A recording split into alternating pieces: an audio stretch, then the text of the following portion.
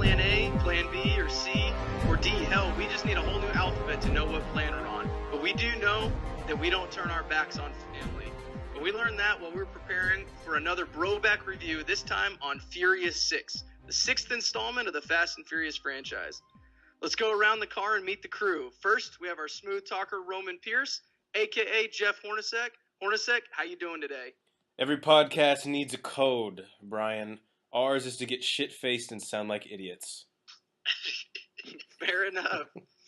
And now we have our enforcer, Hobbs, a.k.a. The Rock, a.k.a. Matthew F. Geiger. Geiger, It's gonna get to his how many head. shirts do you have that your arms don't actually fit in the sleeves? It is true. I do buy small shirts, but I do bicep curls every Friday, so it kind of works out. Guilty as charged with the shirts. His shirt has to be a large in this movie. Maybe an XL. It Maybe might be a one X- medium. It's so tight. It's so tight. All right, guys, if you've never joined us before, welcome. If you've joined us before, congratulations and welcome back. We do our reviews on 5 criteria: acting, casting, story, plot, best scene, impact on pop culture, and rewatchability. Let's get right into it. Hornacek, acting and casting, how'd you feel about Furious 6? So it's tough with these because the reason we love it so much is it's our cast of characters. It's our boys, and unfortunately we lost one of them in real life recently. But I'll say this, and I know Geiger really wants to touch on it, so I won't dive into it too much, but I loved Luke Evans as Owen Shaw in this. That made the movie great for me. But also, to get Michelle Rodriguez back as Letty with sort of a different dynamic to everyone, obviously because she has amnesia. Trust me, we've all dated chicks that have pretended to have amnesia when they see us again. But I actually bought her in that role, and I think of any of the character arcs in the Fast movies, Letty's role in this actually gave her some real meat on the bone, and she did a really good job. So I like the acting cast in this. What can you say? It's Fast and Furious. Geiger. Yeah, Michelle Rodriguez is back. Everyone thought she was dead, but apparently she was just broke because she needed money and back in this franchise. All jokes aside, though, Jeff's right.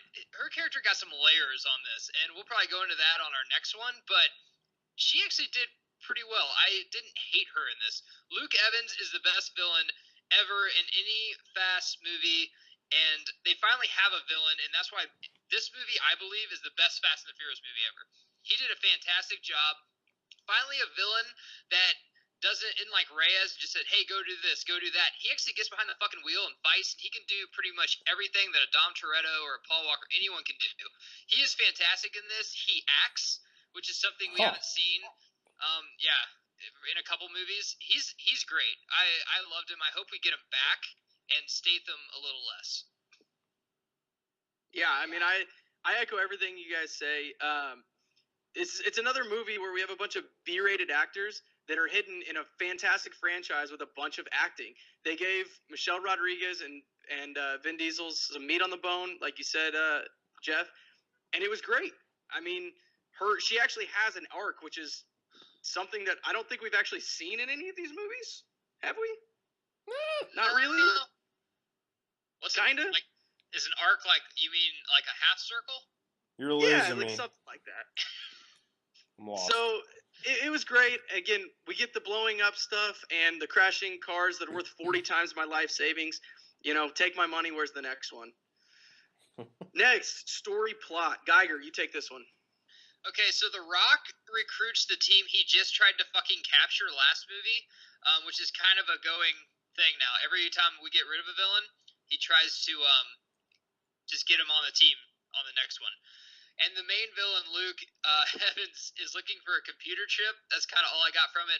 And Letty lost her mind and doesn't remember anything. And how many fucking times is Vin going to wreck his Challenger and then come back in the next movie and it's like in peak position? But it's not cursed, guys. But I don't. American Maybe I'm the muscle. only person that noticed that in the theater while I'm nudging the 8-year-old beside me. Like, see, there's not a nick on it. Like he just beat the fuck out of it a movie ago. That makes no damn Nothing sense. you can't Jeff, buff what do you out. think? God. Hornacek. So 2 things I like about this story plot. The first thing is it retconned Letty back into the franchise in the best way you could possibly do it. It's never like gonna be smooth when you bring back a quote unquote dead character. It's fucking rough. But like Matt Geiger said, somehow food has to get on Michelle Rodriguez's table, so we had to figure it out. The other thing that I love, and probably even more so than that, is as far as tactful retcons go, the way that this seamlessly tied into Tokyo Drift at the end was even fucking cooler than the Letty thing or anything else. I love that about this movie. It makes total sense. Everything Han says in Tokyo Drift makes sense because of what happens to Giselle. Great work, Chris Morgan, who wrote it, and Justin Lin, who directed it. Yeah, again, guys, this kind of picks up where Fast 5 leaves off. And one thing that we didn't talk about is they just, at least you get the feeling, they just want to go home. They just want to go back to the United States. And this is their ticket back to the United States and how they're going to get it, which was cool as well. I like that too. And again, bringing Letty back, I like her as a character in all the other ones. She's just that like mean, tough bitch. But again, they give her a little bit of emotion here and something to latch onto. So it was pretty cool. Next category, best scene. I'll take this one first. I like when we first see Dom's crew going up against Shaw's crew. That action scene when you have bad guy crew versus bad guy crew, and Dom's crew first finally sees that, hey, we're not the baddest people like we thought we were. Like, stealing $100 million is child's play compared to what these guys do, and they're behind the 8 ball the whole time. I thought that was really cool, and then Roman Pierce coming back and being like, what the fuck was that? This ain't what we got do. Our asses kicked. Yeah. So I thought that was really cool. Jeff, what do you got? My best scene, of course, also involves my man, Roman Pierce, a.k.a. myself. And it's the scene where Roman and probably my other maybe tied for first favorite character in this whole franchise, Han, go and get their asses absolutely beat by that guy when they get the information that Braga is somehow involved. I just think it's cool to see these guys, like, we're used to them being just tough badasses the whole time, but when they actually get their ass handed to them, it's sometimes more fun to watch. Just because Nobody has to know about this.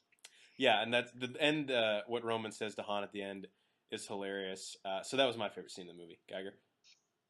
So mine is probably not my best scene, but it's my most intriguing, and it's when Paul Walker goes back to L.A. when he's a wanted felon out of the United States, and he goes back to the place he used to work as a prisoner. He didn't work and nobody He didn't work there. Notices. He went to Victorville. He didn't work at Victorville. He was an FBI agent, but not a fucking prison guard. He people in there and brought people in, like prisoners in there. Don't you think they'd know him? And he's on the most wanted list. There's literally a line in the movie where Braga says, "You don't think anyone here would recognize you?" Yes, just him. Of course he does because he brought him in, but not a guard, not anybody. And they're like, you have 48 hours before your fingerprints got. Not one person like would be in the food hall. Be like, I think that's Brian O'Connor, the guy that put me in here. He was in like, solitary. Hey, man, he doesn't go to the food hall. You have too much to lose. You're in prison. I wouldn't say anything. Just so we can call it out, this is our 6th Broback review we've done of Fast and Furious movie, and you're the first person to bring up a plot hole in any of them. No, so I'm just saying, dude, I look past a lot of shit. I'm a WWE fan, okay? I know how to do that. But this was just so in my face. I'm like, I put my foot down. I'm like, there's a lot of shit. I could bring up some stuff from Fast 4, Fast 2, but I'm going to let that go. But this was the one I'm like, that's the final straw. I'm done. But other than that, like I said, this is my favorite Fast and the Furious movie. I'm not a fan of this franchise until Jeff made me watch them, and I've watched 4 in 3 days. I'll just say I'm very excited to see Fast 8 in a couple days. Thank God. You converted me. Welcome to the club, my friend. With that being said, let's move on to impact on Dom Toretto's necklace. Let's move on to impact on pop culture. Geiger, just keep on that roll where you're at. It's huge. It's the biggest impact. Well, not the biggest. Probably the next one's the biggest, but at this point, biggest impact on pop culture because you have the studded cast, right? You have the Dom Toretto's team, the family, but you're lacking one thing, and that's a villain. And now you have two after the after-credit scene that Jeff touched on. And you have two great villains who can act. Wait, is it an after-credit scene or a mid-credit scene? I'm confused. Stop. I'm confused. Let's not do this here. Not on pod. Let's save that for Marvel thoughts. Oh yeah, like let's not do this in front of the kids. Anyway, they have two great villains, and I think they're gonna bring them on. Hopefully, they don't team them up with the fucking team and just make them villains throughout the whole 10 movies that they do. So this impact on pop culture is huge because you finally have villains that you believe that the heroes can't always win. Jeff. Yeah, I think it's huge because it made the franchise whole. It connected to Tokyo Drift seamlessly, which was kind of the redheaded stepchild of the franchise, and it really kind of launched Gal Gadot's career. So it's not as big as some of the other ones in terms of like the lasting impact, but it definitely made its mark felt on the franchise. I kind of went a different direction. I said it's relatively minor. I mean, for me, it's just another blockbuster film and a blockbuster franchise where it's kind of sandwiched between two other, I think, bigger movies. You have Fast Five, which revitalized the whole franchise, and then you have Fast Seven, which we'll get into later. But obviously, all the tragic events that happen around that. This one is just kind of sandwiched in the middle. It's a lot of blowing stuff up. I see where you guys are coming out with villains and stuff, but really, other than that, it doesn't have a whole lot going for it. Banner, quick question. So I'm new to Fast and Furious. I've just watched these, and I think Fast 6 is the best one. And on our comic book movie madness tournament, like, we'd have some of our fans say Spider-Man 2 is like the best comic book movie ever. Am I like one of those outliers that when I say Fast 6 is one of the greatest Fast and Furious movies ever, people look at me as like, no, dude, Fast 5 is, or... I think I'm an outlier by saying Fast 6 isn't as high. Well, Jeff loves Fast 5. That's his favorite one. Yeah, Fast 5 has the best IMDb rating, but 6 is close behind it. Yeah, I think I'm... And don't get me wrong, I love Fast 6. I love them all, let's be honest with ourselves. Why don't you marry them? But I think that just as far as impact on pop culture, other movies are going to win that category for me. Other than that. Rewatchability, I'll go first on this one. Again, I love this movie. I think that the only one that I would rather watch is probably 5, just because I love the heist movies like that. It's a super fun movie, lots of action. The comedy, it's a relatively simple story to get drunk and yell at Vin Diesel to for all his bad lines. I'll rewatch this a ton, man. Simply because anytime I come back from vacation, I feel like I'm really fat. I'll just watch these movies and see The Rock. I'm like, okay, I need to go to the gym again and start eating veggies and take my protein shake. Hold on a sec. Yeah, I am not kidding. I'm literally watching it right now on FX as we're doing this pod. It's the scene where Dom talks to Letty after the street race. You want bloody? We could do bloody. But I think this is the most rewatchable of the series for 2 reasons. To date, it has the best action scenes, and it has the best villain in the whole Fast franchise. I can respect it. Guys, we are the Bro Force Squad. You guys can check us out on the interwebs, www.broforcesquad.com. Check us out on YouTube. Leave us a comment, subscribe to us. iTunes, don't forget to leave us a review. At Bro Force Squad on Twitter, and don't forget to give us a like on Facebook, Bro Force Squad. 3 words. Until next time, we're going to vroom vroom out of here. We need more alphabets.